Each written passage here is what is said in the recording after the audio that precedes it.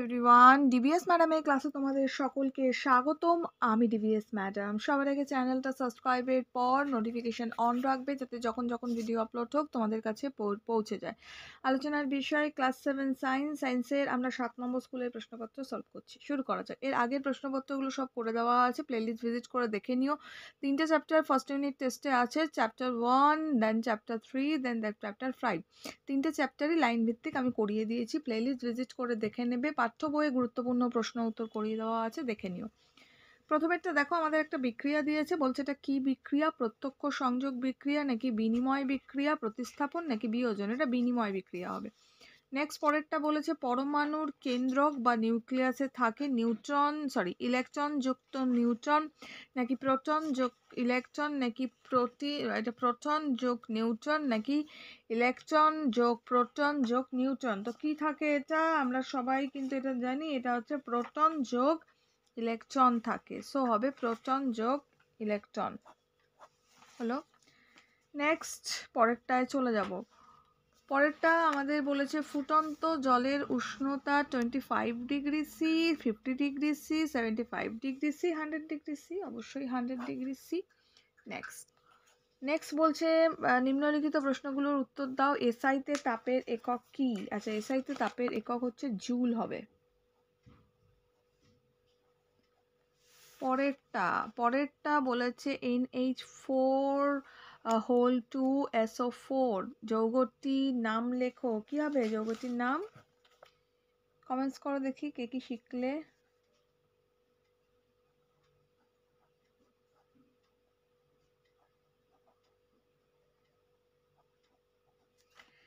লিখবো ammonium sulphate.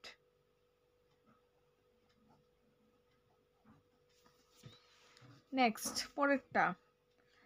পরেরটা আমাদের বলেছে কোনো বস্তুর উষ্ণতা কোন যন্ত্রের সাহায্যে পরিমাপ করা যায়? কোনো বস্তুর উষ্ণতা পরিমাপ করা যায় থার্মোমিটারের সাহায্যে। তো লিখবো থার্মোমিটার। ওকে।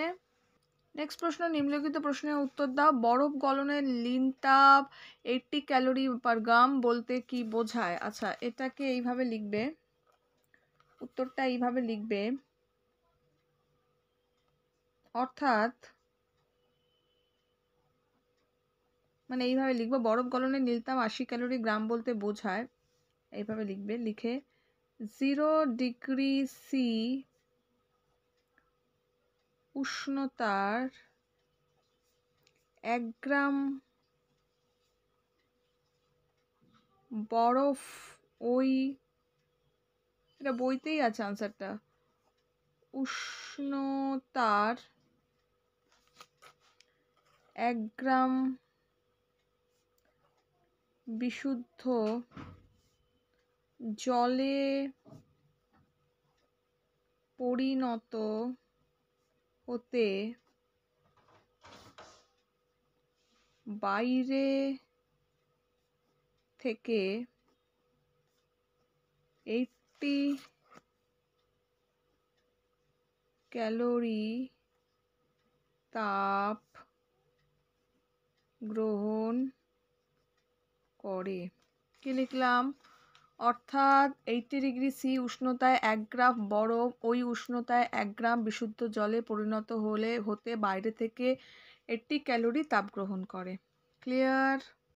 নেক্সট দেখো, প্রশ্ন বলেছে অথবা দিয়ে দিয়েছে কোনো বস্তুর উষ্ণতা 40 ডিগ্রি সি মানে সেলসিয়াস স্কেলে আর কি হলে ফারেনহাইট স্কেলে উষ্ণতা কত হবে? আচ্ছা, এটা দেখো অলরেডি আমি করে রেখেছি, এটা এইভাবে করবে। এর আগে আমি জিনিসটা বুঝিয়ে দিয়েছি, না বেশি বোঝাচ্ছি না।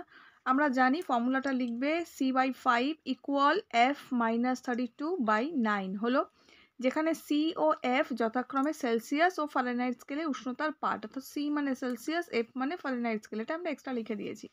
নেক্সট বস্তুর উষ্ণতা, তাহলে বস্তুর উষ্ণতা কত আমরা জেনেছিলাম না? 40 ডিগ্রি সি। আগের পাতায় কত দেখে এসেছি? বস্তুর উষ্ণতা 40 ডিগ্রি সি। তাহলে বস্তুর উষ্ণতা 40 ডিগ্রি সি। ওকে, তাহলে কি হচ্ছে এখানে ফর্মুলা ওয়াইজ যদি, তাহলে এখানে সি আছে, তাহলে ফর্মুলা ওয়াইজ যদি সাজাই কি হবে? 40 বাই 5 হলো। ইকুয়াল দিয়ে এখানে যে ফর্মুলাটা আছে এটা আমরা বসিয়ে দিলাম, হলো।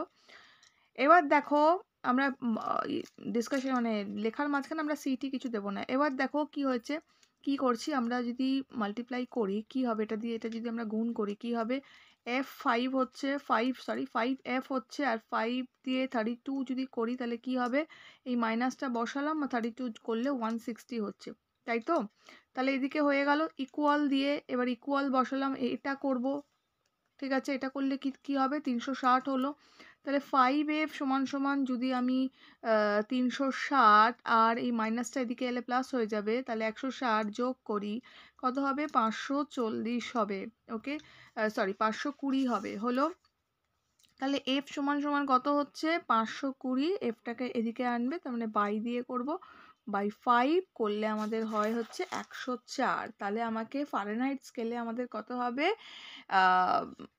104 ডিগ্রি এফ, ঠিক আছে। আনসারে লিখবে 104 ডিগ্রি এফ, হলো।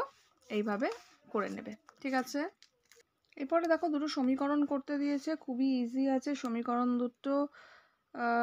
এখানটা একটা 2 বসাবে, এই জায়গাটা একটা 2 বসাবে, এখানটা একটা 2 বসাবে, আর এখানটা একটা 2 বসবে, ঠিক আছে। 2 বসলো, এখানটা একটা 4 বসবে, তাহলে হয়ে যাবে। তাহলে আমাদের এটা হবে হচ্ছে পি বি, আগে 2 বসাবো, আগে একটা, কিভাবে হয় সমীকরণ অলরেডি বুঝিয়ে দিয়েছি, সেভাবে করবে। NO3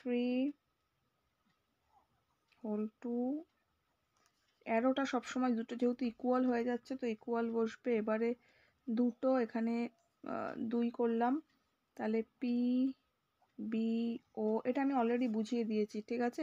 যারা দেখোনি সমীকরণের যে ক্লাসটা করিয়েছি সেটা দেখে নেবে। এটা 4, এটা NO2 প্লাস O2, হলো। তাহলে এখানে আমার একটা 2 হলো, এখানটাও 2 হবে অবশ্যই, এখানটা 2 হয়েছে তো এখানটা 2 তো হবেই, 2 হলো। আর এখানটা তাহলে এটা আমাদের 4 হয়ে গেল, আর এখানে এটা, ঠিক আছে।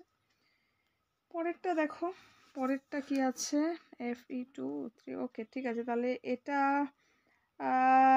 আমাদের এখানটা 3 হবে একটা, ঠিক আছে, এখানটা 3 হবে, এখানে একটা, এই জায়গাটা এটা ইকুয়াল করে দেবে, এটা যেমন ইকুয়াল করলাম এখানটা ইকুয়াল করে দেবে, আমি ডাইরেক্ট বসিয়ে দিচ্ছি, করে করবে এটা, ঠিক আছে, ইকুয়াল করে দেবে। আচ্ছা এখানে একটা 2 বসবে FE-তে, আর এখানেও 3 হবে, ঠিক আছে, হয়ে গেল। তাহলে এটাও এইভাবে করা যাবে। অথবা দিয়ে এখানে একটা প্রশ্ন দিয়েছে, এই প্রশ্নের আনসারটাও বইয়ে পাবে, বইটা ওপেন করে দেখবে, আমাদের সমীকরণের যেটা 99 পেজ আছে, এখানে একটা সমীকরণ দেওয়া আছে, দেখবে এইটা লিখবে তাহলেই হবে, ঠিক আছে, এইটা লিখে দেবে, ওকে।